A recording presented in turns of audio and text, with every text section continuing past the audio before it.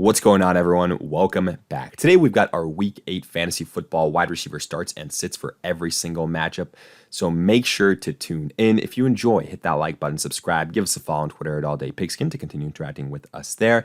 Let us hear it in the comment section. Do you agree, disagree, along with any other questions you guys might have? We'll do our best to answer them all. But with that being said, let's get right into it. Before getting into our breakdown, I want to highlight the sponsor of today's video, OddsJam. OddsJam continues to be the place that I use for all of my sports betting research, from the NFL, NBA, MLB, to daily fantasy and everything in between.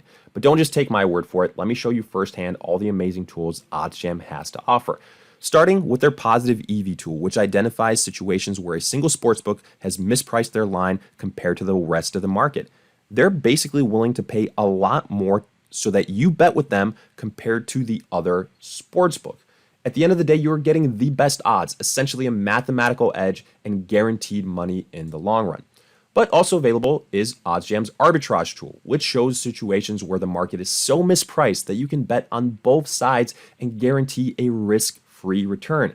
OddsJam's calculators show you exactly how much you have to bet on the over and under and what the respective guaranteed risk-free return would be. There's also OddsJam's Sportsbook tool, which consolidates all available market info, over 200 sportsbooks, and provides updates in real time and allows you to see line movement. But my personal favorite is their Fantasy Optimizer tool, which is great for those using PrizePicks, Underdogs, or other daily fantasy sites, as you get to see discrepancies between all of these sportsbooks. Imagine, PrizePicks has a Patrick Mahomes line at 200.5 passing yards, and all other books like FanDuel and Underdog have this line at 230 passing yards. Well, getting the over 200.5 on PrizePicks would be an absolute steal. Guess what? OddsJam does that for you. And the good news is, if you sign up today and use our code PIGSKIN, check the link and promo code in the description of this video, you will get 25% off your first month. OddsJam also has a 7-day free trial, so you get to try before you buy. So don't waste any more time and sign up for OddsJam using our code PIGSKIN today. And we kick off Week 8 on Thursday with the Bucs at the Bills. Now, when looking at our running back breakdowns, we said we didn't like this game as far as the running back position was concerned in fantasy. However, for the wide receivers, it is a different situation. I really do like the duo of Mike Evans and Chris Godwin in this game. I think the Buccaneers are going to have to air out the football to keep pace with the Bills. And I honestly think that both Mike Evans, Godwin can see 10 targets and have some really nice upside in this game. Both high-end wide receiver twos. As far as the Bills are concerned, Stephon Diggs, no-brainer, borderline top 5 wide receiver every single week. And then what'll be interesting here, in my opinion, will be the usage of Dalton Kincaid, the rookie tight end, and if he takes away opportunities from Gabe Davis. But right now, I think Gabe Davis can have a bounce-back performance in this game. Again, I said it, the Buccaneers, their strength is up front defensively. I think the Bills can go and take advantage of that secondary with some speed, with some deep balls. I imagine Kincaid will work more of the middle of the field, and Davis has had success before. He's more of a matchup game script type of play, and I think this will be a more favorable one. Now, as always, he's going to have those boomer bust tendencies. We can't get away from that, but the upside is there this week. He's in the low-end wide receiver 2 category. Moving on, Jets at the Giants.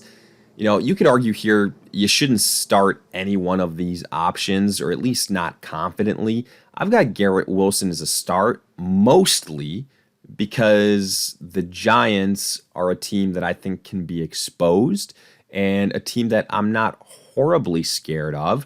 But in the same breath, would I be shocked if Garrett Wilson goes and puts up 4 receptions for 40 yards on Sunday? No, that wouldn't shock me one bit, because I don't believe in Zach Wilson one bit.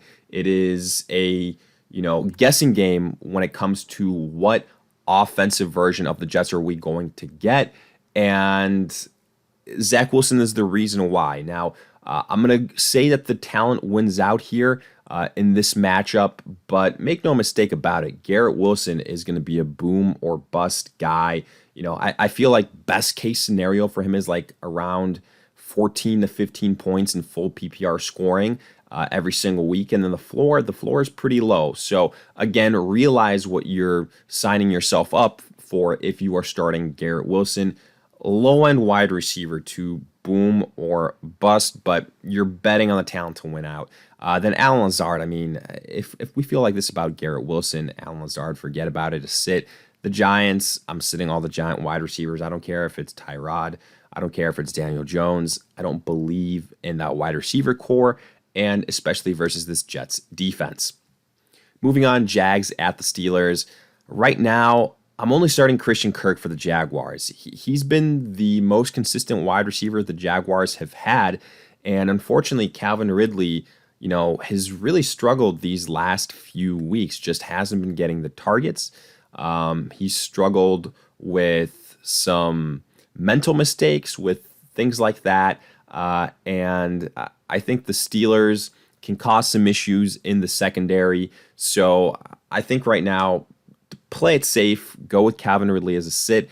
For the Steelers, I think they're going to have to air out the football in order to stay in this game. So George Pickens and Deontay Johnson in PPR formats, I don't mind. I can see both of them getting 7+ targets. And, I don't think the upside is massive, again, because Kenny Pickett is very limited as a quarterback. But I think both these guys can get you between 10 and 15 points. So they are in that low-end wide receiver 2 category. Afterwards, Eagles at the Commanders, A.J. Brown, Devonta Smith. We're pretty much starting this duo every single week because of what the Eagles can do offensively, because of what Jalen Hurts can do. Now, again, A.J. Brown is the clear number 1. Devonta Smith can be a boomer bust guy, similar to, a much better Gabe Davis. But Devonta Smith, he's somebody that, again, if the game script isn't there and if he doesn't have the huge plays, can be a little bit disappointing, a little bit underwhelming. But the Commanders, they don't scare me defensively. And again, with this Eagles offense, you take the chance, you just reevaluate how you view Devonta Smith, and that's, again, is a low to mid-level boomer bust wide receiver 2. For Washington, Terry McLaurin, I know Curtis Samuel, Jahan Dotson had okay-ish weeks in week 7, but 4 or 5 catches for like 50, 60 yards. It's nothing to write home about. Terry McLaurin is the guy that's getting the most looks. He's the guy that's doing the most with those looks on a pedestrian offense. They're going to have to air out the football a lot. So I don't have confidence in any of these other wide receivers, honestly. And I realize the Eagles have a stingy defense, but McLaurin is the guy. To me, in PPR formats, he is a solid mid-level wide receiver 2, and then Samuel and Dotson just too risky. Then Rams at the Cowboys. I'm starting Cooper Kupp. I'm starting Puka Nacua. Puka coming off a huge performance. Cooper Kupp, not so much, but look, it's not going to be like that every single week. Let's not make a mistake about it and say that Puka is overtaking Kupp or something like that. No. The week before, Puka was pretty pedestrian and Cooper Kupp was, on fire. So I think it's going to be probably a lot more of something in between. Kupp is still the number 1 wide receiver on this team. Puka Nacua is a high-end wide receiver too. And I think that continues this week. Both have some really nice upside. And, if you have shares in either one, you should be very happy. For the Cowboys, CeeDee Lamb, just tough to trust any of these other guys. Brendan Cooks, Michael Gallup, they take turns, kind of being the number 2 wide receiver. And honestly, right now, being the number 2 wide receiver for the Cowboys hasn't been all that fantasy viable. So for that reason, again, tough to get excited about 4 catches for 40 yards or something like that. I'm only going with CeeDee Lamb. They've been utilizing the tight end position, the running back position. So CeeDee Lamb, the main guy, a low-end wide receiver 1. Afterwards, Vikings at the Packers. I'm only looking at the Vikings side of things here. The Packers, they're not a good team. Let's just put it that way. They have issues offensively. Defensively, they have issues. Jordan Addison coming off a monster game. Continue to take advantage of Addison while Justin Jefferson is out. I mean, he is a low-end wide receiver one, in my opinion. Now, sure, TJ Hawkinson is probably right there alongside with him at the tight end position, but talking wide receivers, KJ Osborne, he's got the upside, but you could still do a lot worse. And especially when you look at the matchup here, I think the Vikings can have a lot of success versus this Packers defense. I can see Osborne with like 6 to 7 targets, 5-6 catches for 60, 70 yards. So to me, I don't think we're going to see Jordan Addison with like 13, 14 targets and 2 touchdowns every single week. So that's going to be redistributed. So Osborne, I think you could do worse. Low-end wide receiver 2, high-end wide receiver 3. For Green Bay, offensively, they've got a lot of issues. And with both Dobbs and Christian Watson available, with Aaron Jones being a part of that pass-catching group and the tight ends, I just don't think there's enough volume for any of these wide receivers. I don't like Jordan Love, so as a result, Dobbs and Christian Watson are sits. Moving on, Falcons at the Titans. Crazy, to say Drake London is the only guy that I kind of like in this game. And again, asterisk, the Falcons are an unpredictable offense. I mean, just look at the usage with Bijan Robinson last week and, his health, whatever. The Titans can be exposed here through the air easier than they can be exposed on the ground. So on paper, Drake London should have some success here. He's been the top pass catcher for them. I think he can have 5-6 catches, 60, 70 yards, maybe a touchdown. So to me, a low to mid-level wide receiver 2. If he was on a better team with a better quarterback, it'd be a different situation, but that's not the case right now. And then for the Titans, really the main name here is DeAndre Hopkins, but look, they're going to be starting potentially Malik Willis / Will Levis. It's going to be a mess right now. Everybody is rumored to be getting traded from the Titans. I don't like the situation. None of the wide receivers really are anyone that I believe in. Hopkins is a sit for me, and I'm not going to let one game here or there compromise my belief that the Titans right now are a team that you should be avoiding for fantasy football purposes. Then Patriots at the Dolphins. For the Patriots, Kendrick Bourne has been the most reliable guy offensively. Reliable is in quotes, if you will, because he can vanish, but I do think versus the Dolphins here, the Patriots are going to have to air it out. I think the two biggest beneficiaries are going to be one Kendrick Bourne and one Ramondre Stevenson. We'll see if we're right in that. For the Dolphins, notice no Tyreek Hill here right now. There's some worries that he might miss this week. And if he does, Jalen Waddle is going through the roof. It's going to be a big Jalen Waddle day. It's going to be a big game on the ground for all those running backs, in my opinion. I wouldn't look to replace Tyreek Hill with any one of these other wide receivers. I think it's going to be a mix and match type of situation. And if Tyreek Hill does play, then I will say, regardless of the status, questionable, whatever he carries going into this game, you got to start him. But right now, we're kind of trying to be a little bit more realistic. Afterwards, Saints at the Colts. I like both the duos here. Chris Olave, Michael Thomas. Olave, to me, is the preferred option, even though he's kind of struggled.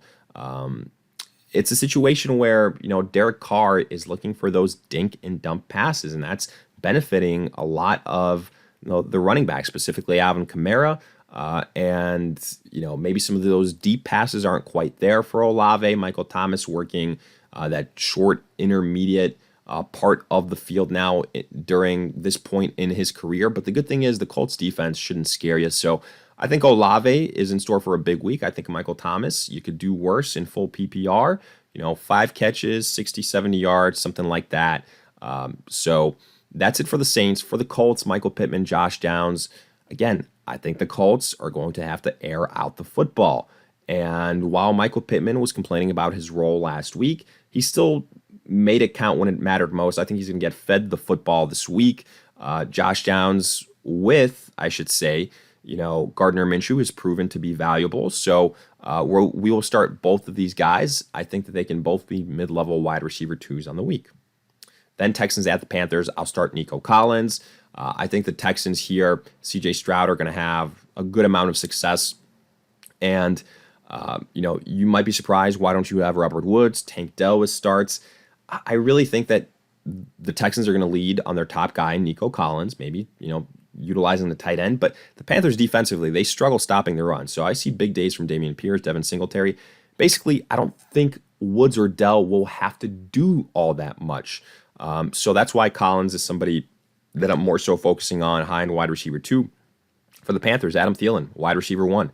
Simple as that. He is pretty much the only guy for Carolina that Bryce Young, whoever trusts on that team, he's going to get peppered with 10 plus targets. Red zone threat. Nobody else on this offense can be trusted. Other wide receivers, kind of a mess after Thielen, big drop off. So Thielen is the only guy for the Panthers.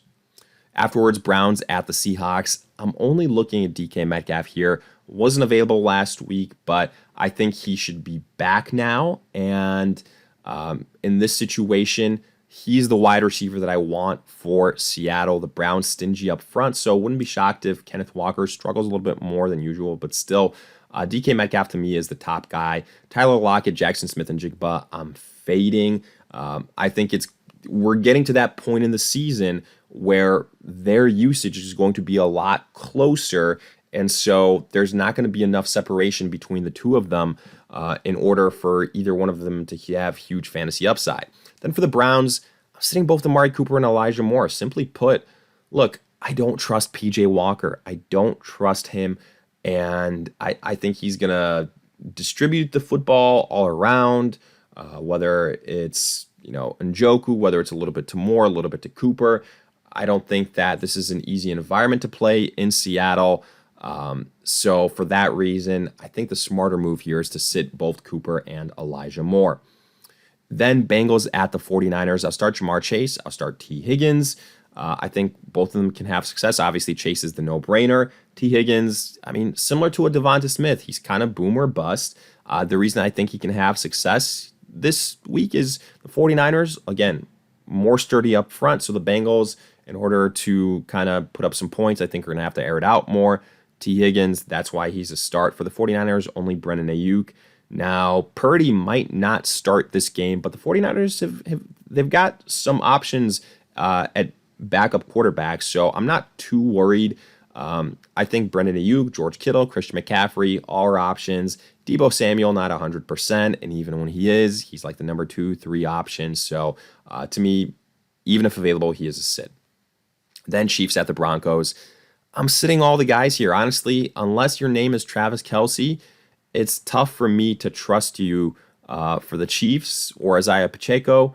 I know MVS and Rice had some success this last week, but it's going to be a situation where you're looking for the long plays, you're looking for the touchdowns. I think that's just too inconsistent. So for that reason, I have both of them as sits. And then for the Broncos, Jerry Jeudy, Cortland Sutton. Again, it's tough to get excited about 4 or 5 catches apiece, maybe a touchdown here and there. Right now, I just don't really want anything to do with the Broncos offense. Then Ravens at the Cardinals. I'll start Zay Flowers.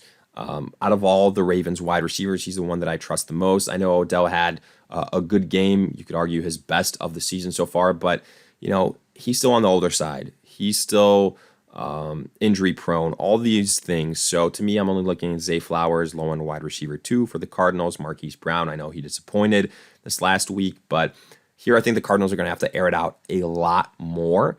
And I think Marquise Brown is going to have some high upside. I'm still waiting, for the true upside for Marquise Brown to be unlocked. Once Kyler Murray returns this season, that'll be, a couple weeks from now. But until then, we just have to stay patient and look for the volume plays, which I think this week will be one of those. Then Bears at the Chargers. I'll start DJ Moore. I think, simply put, the Bears are going to have to throw the football a bunch here versus the Chargers. They're not going to be able to get away with just riding the running game. So Moore, even though the touchdowns might not be there, similar to a Marquise Brown, the volume will be there. And I think he could do a lot worse. So mid-level, high-end wide receiver 2 for the Chargers. The Bears shouldn't scare you. Keenan Allen, Josh Palmer. Don't worry, Keenan Allen, I don't think he's going to have 2 bad weeks in a row. And Josh Palmer, on the flip side, I don't think he's going to have 2 monster weeks in a row.